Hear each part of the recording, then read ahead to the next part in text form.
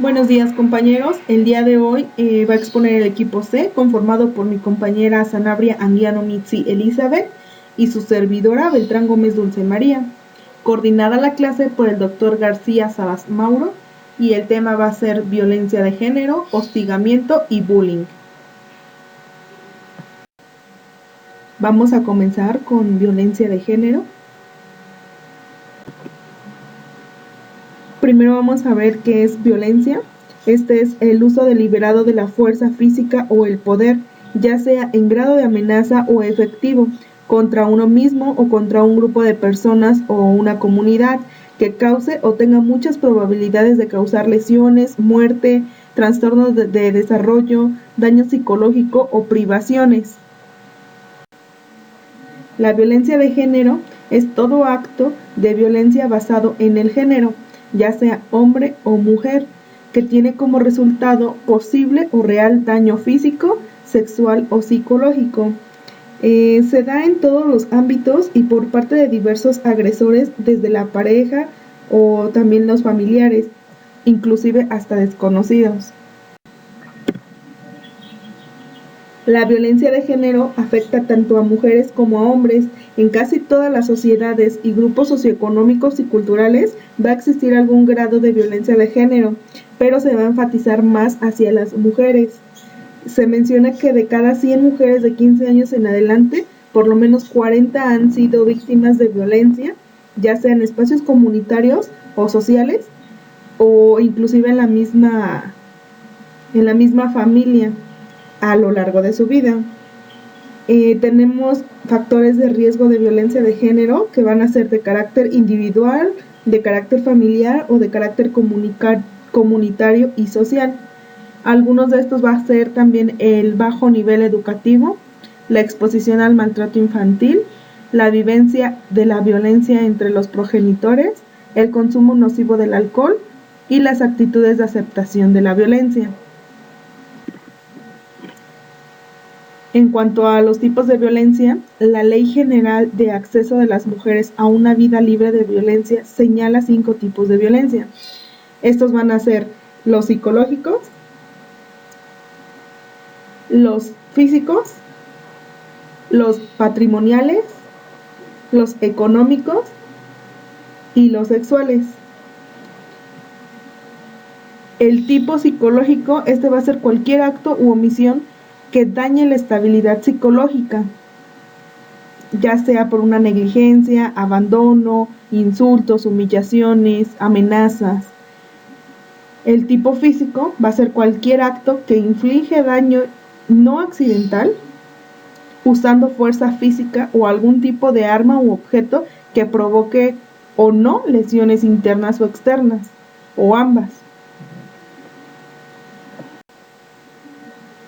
El patrimonial, al igual que el económico, bueno, pues aquí van a afectar la supervivencia de la víctima, pero se van a diferenciar, ya que en el patrimonial va a ser la sustracción, destrucción o retención de objetos o documentos personales o bienes que tengan valores, y la economía pues va a ser la limitación encaminada a controlar el ingreso de sus percepciones económicas.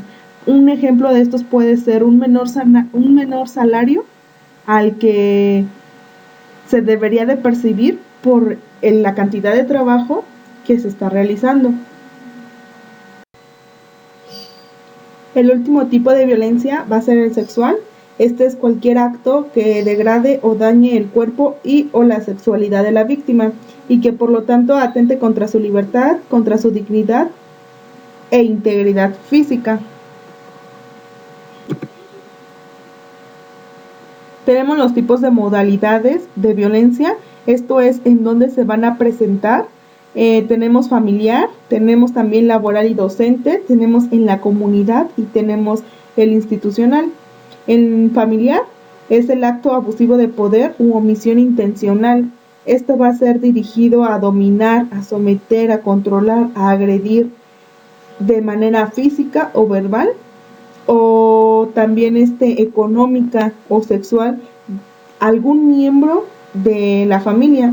Y pues como su nombre lo dice, la principal característica va a ser de que el agresor tenga relación de parentesco, ya sea por consanguinidad, quiere decir que sean los familiares de sangre, o por afinidad, que son los políticos, los que conocemos como políticos, o que haya mantenido alguna relación.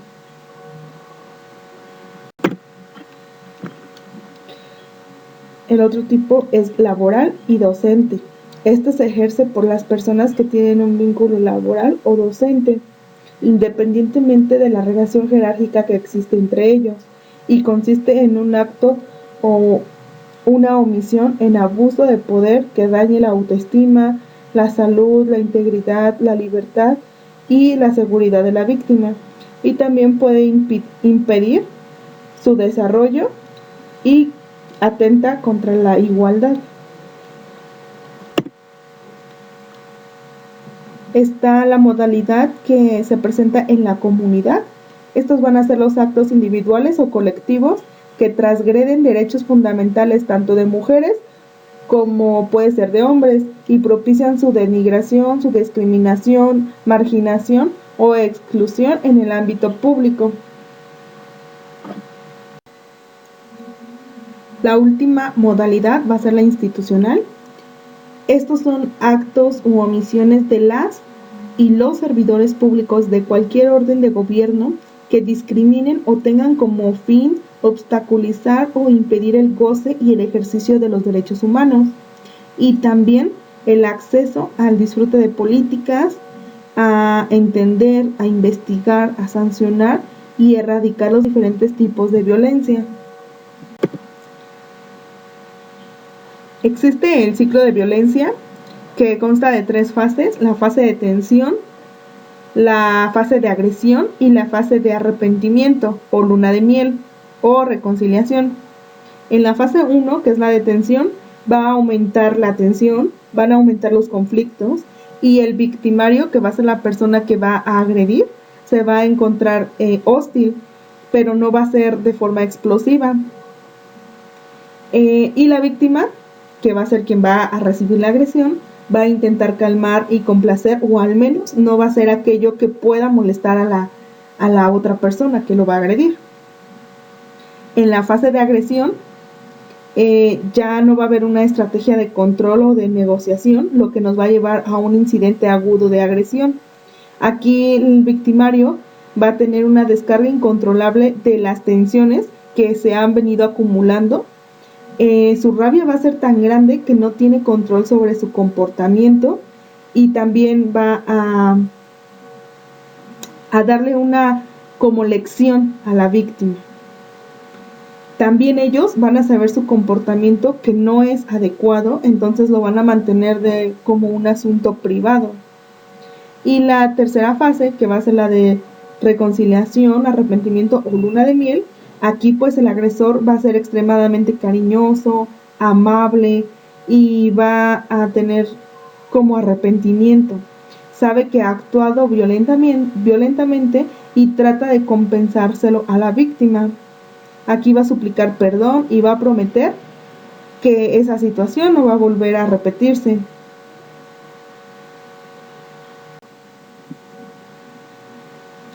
Existen diferentes tipos de ayuda, como son el Instituto Nacional de las Mujeres. Este va a ser un servicio telefónico nacional, gratuito, confidencial, de orientación e información dirigido hacia las mujeres y niñas que han sufrido alguna violencia. Tenemos el Províctima, que este va a ser un servicio profesional, especializado, confidencial y gratuito, dirigido a todas aquellas personas que han sufrido algún acto violento. Y tenemos la atención en refugios. Estos van a ser espacios físicos en donde se va a brindar la seguridad y la protección de mujeres con sus hijos y sus hijas que viven en alguna situación de riesgo de violencia. Vamos a continuar con el hostigamiento y el acoso.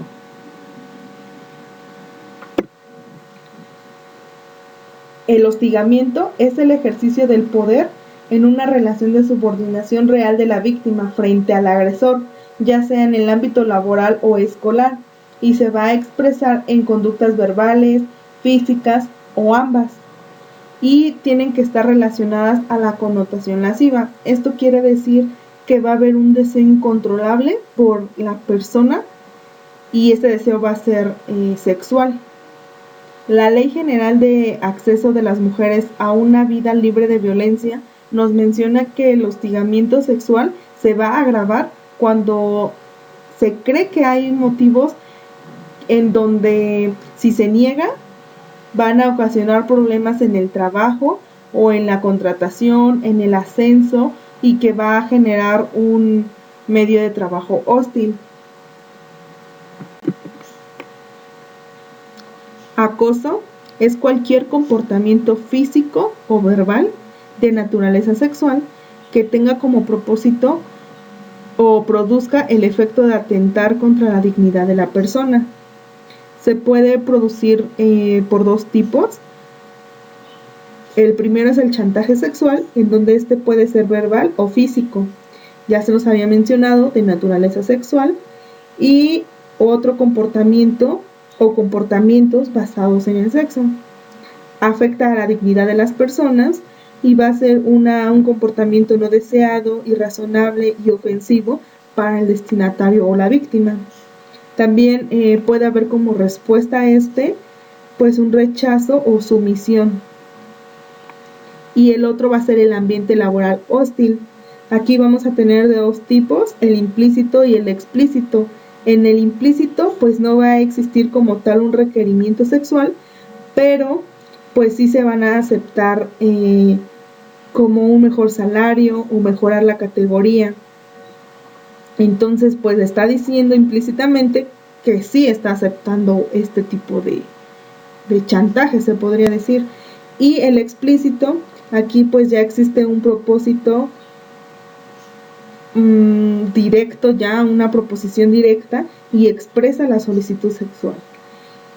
También va a ser para aumentar el sueldo o para permanecer en el empleo, y todo esto nos va a llevar a que se coloca a la víctima en un estado de indefensión o de riesgo.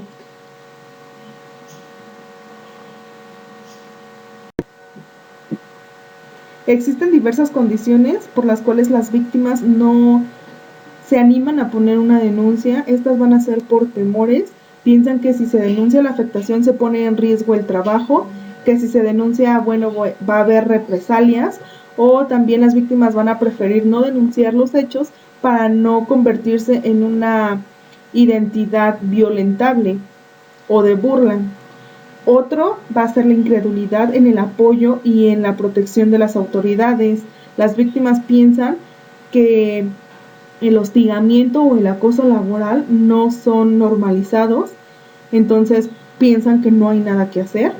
También piensan que si se presenta una denuncia le van a creer más al superior jerárquico, o en caso de ser hombre, pues a este, y no a una mujer. Y también piensan que si se denuncia o no aceptan el chantaje o esto, pues no va a haber una oportunidad laboral para mejorar. Y la última va a ser la falta de información, pues las víctimas desconocen los derechos de las personas, desconocen los medios para denunciarla y pues prefieren quedarse calladas. Existen leyes en donde van a quedar prohibidos tanto el acoso como el hostigamiento sexual. La Constitución Política de los Estados Unidos, en el artículo 1, señala que todas las personas gozarán de los derechos humanos reconocidos en la Constitución y en los tratados internacionales. En su último párrafo dice que queda prohibida toda discriminación motivada por el origen étnico, género, edad, discapacidad, condición social, condición de salud, estado civil, religión, opinión, también cualquier otra que atente contra la dignidad humana. En la Ley Federal de Trabajo, en su artículo 3 y 3 bis, prohíben cualquier situación discriminatoria en el ámbito laboral y define el hostigamiento y el acoso sexual como una manifestación de violencia. En el artículo 47, fracción 8, y en el artículo 51, fracción 2, señalan que son motivos de rescisión a la relación laboral. El primero va a ser sin responsabilidad para el patrón, ya que quien va a realizar los actos de violencia va a ser el trabajador. Este va a cometer actos inmorales o de hostigamiento y o de acoso sexual. Y el segundo va a ser sin responsabilidad para el trabajador, porque aquí quien va a realizar estos actos va a ser el patrón, sus familiares o cualquiera de sus representantes. Y los actos van a ser de violencia, de amenazas, de injurias, hostigamiento y o acoso sexual. Y va a ser hacia el trabajador, su cónyuge, sus padres, hijos o hermanos.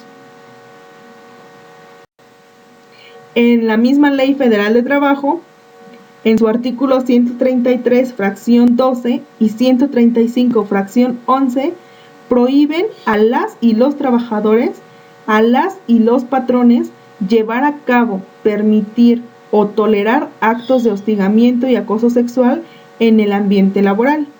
Y en su artículo 994, fracción 6, establece la sanción que va a ser de 250 a 5,000 veces el salario mínimo a la o el patrón que cometa, que facilite o tolere los actos de hostigamiento y de acoso sexual. Y en la Ley Federal para prevenir y eliminar la discriminación, en su artículo 4, nos define la práctica discriminatoria como toda acción u omisión cuyo fin sea impedir o anular el reconocimiento o el ejercicio de los derechos y la igualdad de las oportunidades. Y en su artículo 9 nos establece de manera general las conductas que son consideradas discriminativas, entre las que se encuentran aquellas actitudes que realicen o inciten a una violencia física, sexual o psicológica.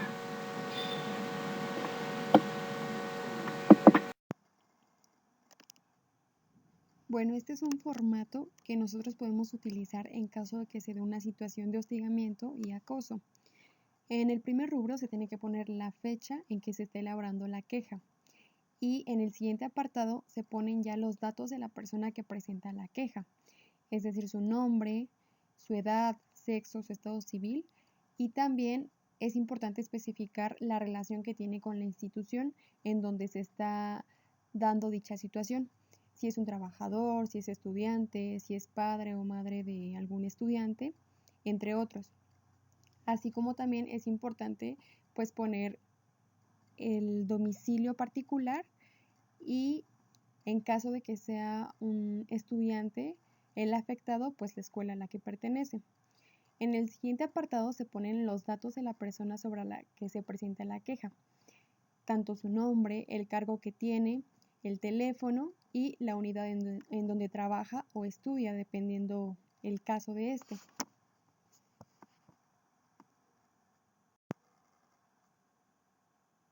También se tiene que poner quién es su jefe inmediato, en dónde vive, cuál es su edad y si no se sabe con exactitud, pues una edad aproximada, qué sexo es y pues la descripción física del sujeto. En el siguiente apartado se pone ya como tal la declaración de los hechos. Se tienen que señalar las conductas por las cuales la persona está presentando la queja, qué es lo que le está incomodando, en qué fecha comenzó todo, la hora, el lugar y con qué frecuencia sucede. Si una vez a la semana, una vez al mes, etc. En el siguiente apartado se pone ya como tal una descripción más específica de cómo es que se manifestó el hostigamiento o el acoso. Después se tienen que poner los nombres de las personas que presenciaron los hechos. Es decir, si hubo algún testigo, pues se tiene que poner el nombre. Enseguida se pone la reacción inmediata que tuvo el acusante al percibir los hechos, cómo es que reaccionó la persona a la que le estaban acosando y también se tiene que indicar si el caso es aislado o también hay casos similares dentro de dicha institución.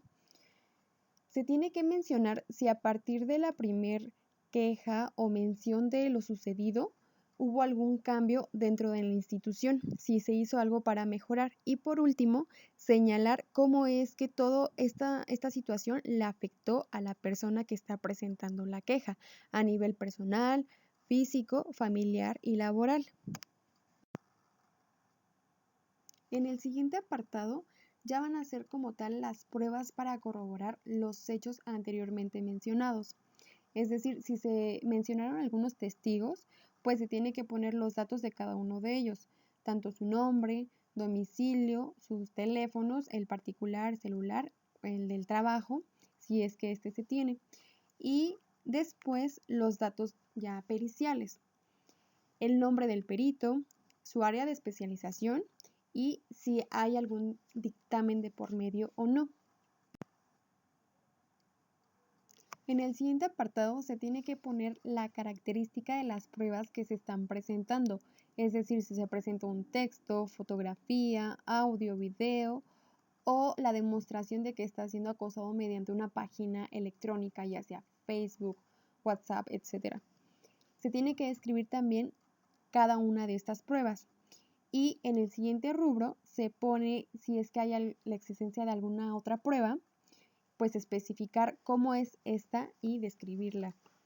Finalmente, hay que poner el nombre y la firma de la persona que está presentando la queja, así como de los que están siendo testigos de esto. Los testigos pues son opcionales si firman o no, pero de preferencia se requiere.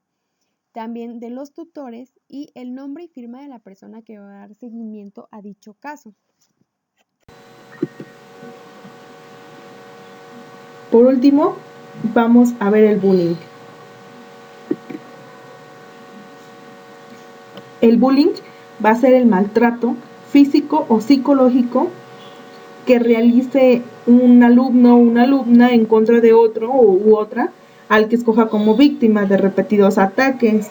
Es importante también mencionar lo que va a ser el mobbing, que este va a ser la acción verbal o psicológica repetida o persistente por la que en el lugar del trabajo o una conexión con el trabajo, una persona o un grupo de personas van a herir a una víctima, la va a humillar y la va a ofender.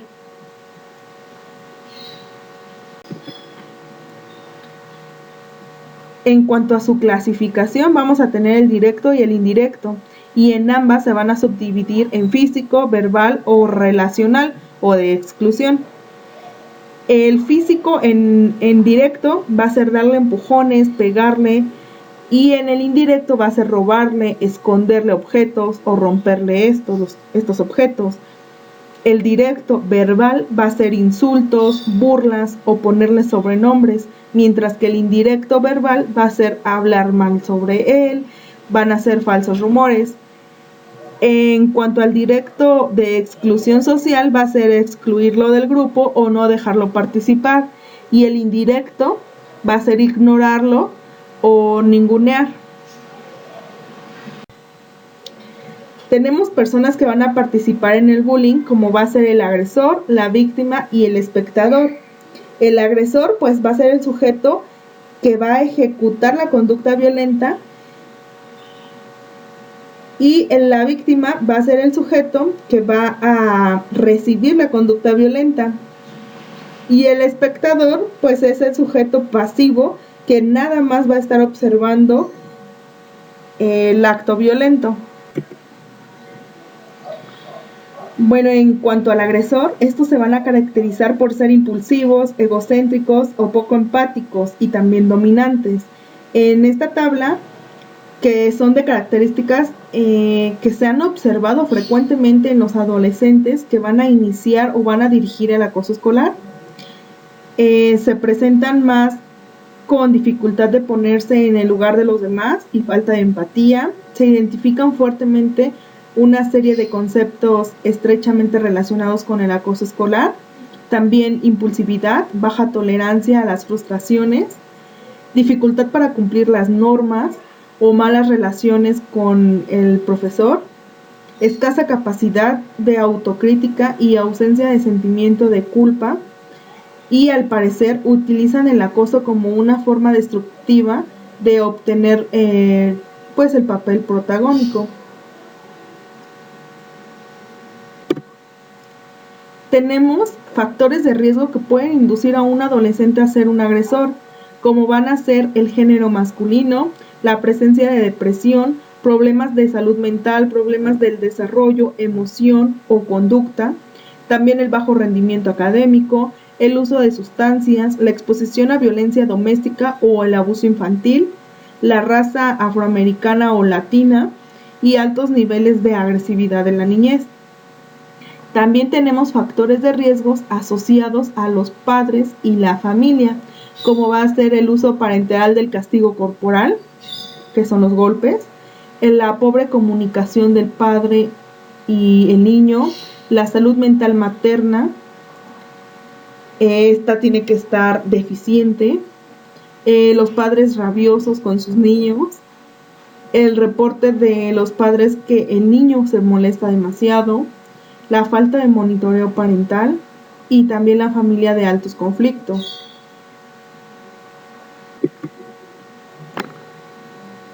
En cuanto a la víctima, van a ser inseguros, de baja autoestima, tranquilos también y van a tener una opinión negativa sobre ellos. En la tabla se mencionan diversos factores de riesgo que pueden aumentar la victimización por el bullying, como son pues la baja autoestima, que ya les había mencionado, ser físicamente más débil, autopercepción negativa, las bajas competencias sociales, conductas internalizadoras como van a ser depresión o ansiedad, el apego inseguro de madre e hijo y las madres sobreprotectoras.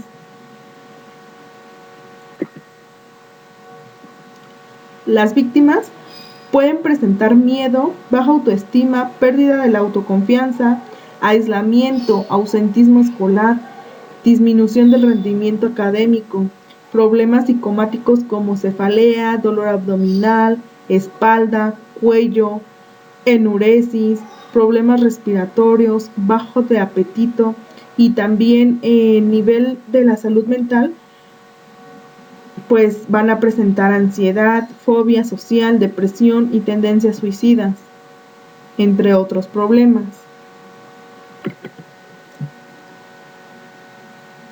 Para poder acabar con el bullying es necesario tanto la intervención escolar como la intervención en casa. En cuanto a la intervención escolar, pues es importante establecer políticas educativas, reglamentos, orientación escolar, la formación y también el trabajo con los padres. Y en cuanto a la intervención en casa, pues es muy importante inculcar valores, estar al pendiente del comportamiento de sus hijos o de sus hijas y los cambios que tengan en la conducta. Este es un ejemplo de un formato que podemos llenar ante la presencia de bullying. Es importante destacar que este formato va a ser llenado únicamente por el representante del alumno. Puede ser su padre o tutor. Primeramente se pone pues la fecha en que se está presentando la queja, el nombre del colegio en donde se están dando los hechos, el director de la institución, el coordinador, el nombre del profesor que está a cargo del alumno y el grado que está cursando. Se pone el nombre completo del representante del alumno, así como también el nombre completo de dicho alumno, el año que está cursando y la sección. Esta denuncia va dirigida al director de la institución, en donde se tiene que mencionar el nombre completo de los agresores, si es únicamente uno o participan más personas. Se tiene que escribir el tiempo que llevan agrediendo al alumno, es decir, días, meses, años, etc. Y posteriormente se hace la descripción detallada de la situación. Se empieza a describir desde qué mes o desde qué tiempo se está agrediendo al alumno y de qué manera. Si es únicamente verbal, si se usan fotos, videos, si hay agresiones físicas como golpes, ya que en el bullying se tiende mucho a aumentar la agresión gradualmente, es decir, con el tiempo se va haciendo la situación aún más grave y pues todo esto se tiene que plasmar aquí en el escrito. También es importante mencionar si la víctima del bullying ha presentado secuelas ante esto. Si tiene algún daño psicológico o físico, si es que está recibiendo terapia para la resolución de sus daños, etc. También se tiene que hacer mención del conocimiento que se tiene sobre los derechos del alumno y se solicita como tal que se tomen medidas sobre el asunto. Es decir, que esta situación no sea ignorada y que se haga algo para que se pueda resolver. Se tiene que poner en la parte de abajo el nombre y apellido del representante y posteriormente se tiene que poner la firma como tal del mismo, así como su número de teléfono. Esta es una solicitud que se hace como petición para exigir los derechos del alumno, que sea tomado en cuenta y se resuelva su situación antes de llegar a una situación como tal ya legal. Y esto es todo, compañeros. Muchas gracias por su atención.